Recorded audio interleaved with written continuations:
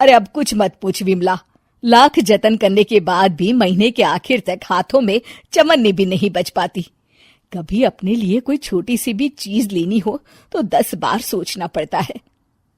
तू सही कहती है, आमदनी तो बढ़ती नहीं, लेकिन दूसरी तरफ महंगाई दिन ब दिन बढ़ती ही जा रही है। राशन वाले का बिल, दूध वाले का उधार। अरे तुम औरतें बस इसी तरह जिंदगी भर रोती रहोगी। खुद के पैरों पे खड़े होने की सोचो, तब तुम्हें पैसों के लिए किसी का मुंह नहीं देखना पड़ेगा।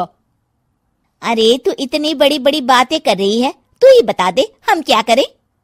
हम औरतें चाहे तो कोई छोटा मोटा व्यापार कर सकती हैं, जैसे कि साड़ी बेचने का।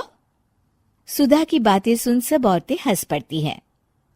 ना भाई ना, मेरे पति को ये सब पसंद नहीं है, वो तो मुझे मार डालेंगे। दूसरी औरतें भी विमला की बात से सहमति जताती है और साड़ी का व्यापार करने से मना कर देती हैं। अगले दिन सुधा अपनी सास से ये बात कहती है। बस अब यही काम रह गया था, सारा दिन यही सब सोचती रहती हो। अरे बढ़िया आई साड़ी बेचने वाली। तभी वहां सुधा का पति विवेक आता है। अपनी माँ की बात काटते हुए कहता है, अरे माँ, सुधा ठीक ही तो कह रही है। अगर ये साड़ियों का व्यापार करना चाहती है तो इसमें क्या गलत है। मुझे तो सुधा की बात पसंद आई। अरे मजाक है क्या व्यापार करना?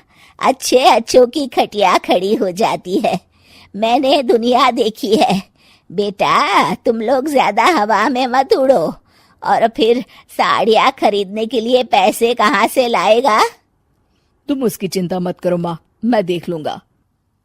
अगले दिन विवेक अपने एक दोस्त से कुछ पैसे उधार लेकर साड़ी के कारखाने से बहुत सारी साड़ियां खरीद लाता है। ये लो सुधा, तुम्हारा ऑनलाइन अकाउंट बन गया है। अब लोग घर बैठे तुमसे साड़ियां खरीद सकते हैं। ये तो बहुत अच्छी बात है।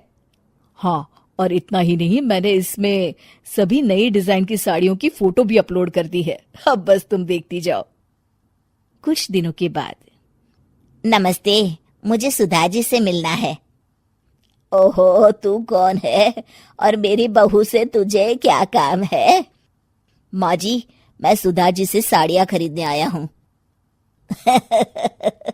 अरे बड़ा बेवकूफ है तू, इतना बड़ा मीना बाजार छोड़कर यहाँ साड़ी खरीदने आया है। तेरा ऊपर का कोई पेच ढीला है क्या? अरे माँ जी, आप नहीं जानती, आजकल ऑनलाइन का जमाना है, समय और पैसे दोनों की बचत होती है। तभी वहां सुधा आ जाती है। सुधा बिरजू को साड़ियां दिखाती है। क्या बात है सुधा बहन जी, आपके पास तो बहुत ही सुंदर सुंदर साड़ियां हैं। एक काम करिए, ये वाली दे दीजिए और ये वाली भी। छोड़िए, एक काम करिए, ये सभी ही दे दीजिए। सुधा की सास हैरान रह जाती है। अरे इतनी साड़ी का तू करेगा क्या? अरे माँ जी, मेरी बीवी पहनेगी। अरे कितनी बीवियां है तेरी? माँ जी, आप भी ना, बीवी तो एक ही है। पहले तो मैं 2-4 साड़ियाँ लेने आया था, लेकिन अब पूरी 20 साड़ियाँ ले जा रहा हूँ। ये लीजिए सुधा बहन जी, आपके पैसे। चलता हूँ।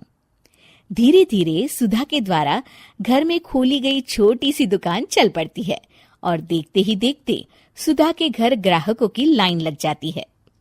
पैसों की आमदनी देख सुधा की सास की आंखें फटी की फटी रह जाती है।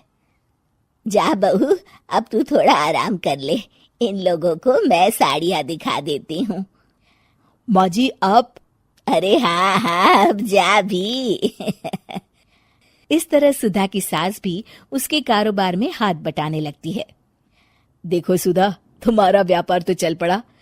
पिछले कुछ महीनों में इतनी कमाई हुई है कि तुम्हें यकीन नहीं होगा। सच? हाँ, और तुम्हें पता है माँ, दोस्त से लिया हुआ उधार भी चुकता करके अच्छे खासे पैसों की बचत भी हो गई है। सुधा की सास अपनी बहू और बेटी की कामयाबी पर बड़ा खुश होती है। बहू की तरक्की देख के मैं बहुत खुश हूँ बेटा।